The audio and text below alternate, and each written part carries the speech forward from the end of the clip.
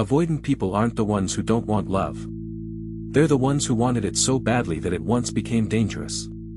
So they learn to do the opposite of what they feel, and it looks exactly like not caring. If you've ever pulled away from someone good, right when it started to matter, and had no idea why, this is for you. Let me show you the one moment it always happens. Here's the moment. Things are finally going well. They're kind, they're consistent, they actually like you. And that's the exact second you feel it, a quiet, almost physical urge to pull back. Suddenly they're too much. You need space. You start cataloging everything that's wrong with them. Part of you wanted this. So why does closeness feel like a trap you have to escape? You're not cold. You're not broken. You're avoidantly attached, and it's not who you are. It's what you learned. Here's what nobody tells you. Avoidance isn't the absence of a need for love. It's a wall built around one. Every child is born needing closeness. But every child learns fast whether reaching out actually works.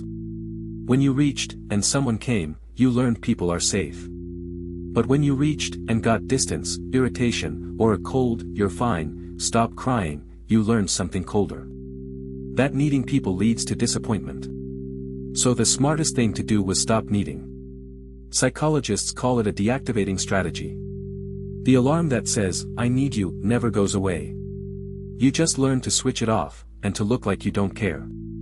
So you became independent early, not because you were strong, but because depending on anyone felt unsafe.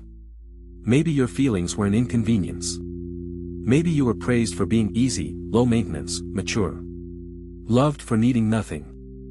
Maybe in your house, love was about doing, not feeling. Achievements got attention. Emotions got silence. So you learned to handle everything alone, bury the rest, and never let anyone see the part of you that just wanted to be held. And a child who decides, "I don't need anyone," becomes an adult who can't let anyone in. So it grows up with you.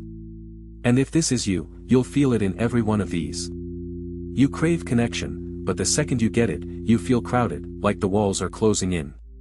You pull away right when it gets serious, and you call it needing space. When someone gets close, you suddenly notice the ick, their laugh, their texts, the way they chew. You bury yourself in work and stay busy, because busy feels safer than available.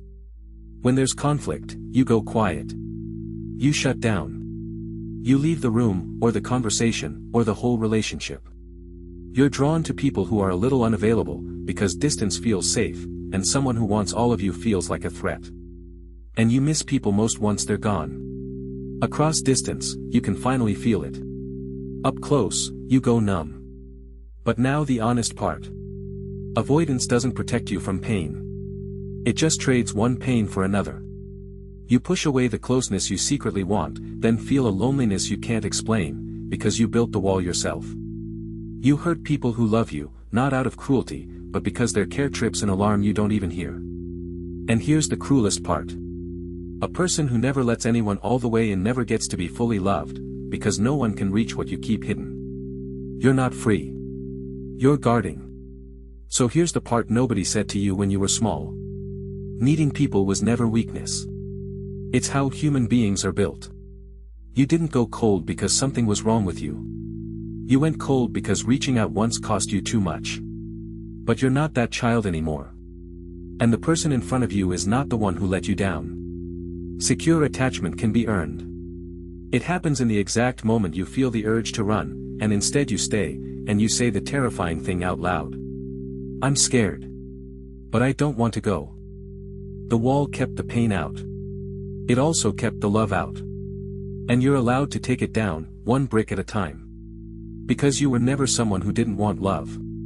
You're someone who wanted it so much, you learned to protect yourself from it.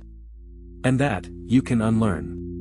If you felt this, send it to the person who always needs space. They need to hear it too. And tell me in the comments, what does closeness feel like in your body, the second it gets real?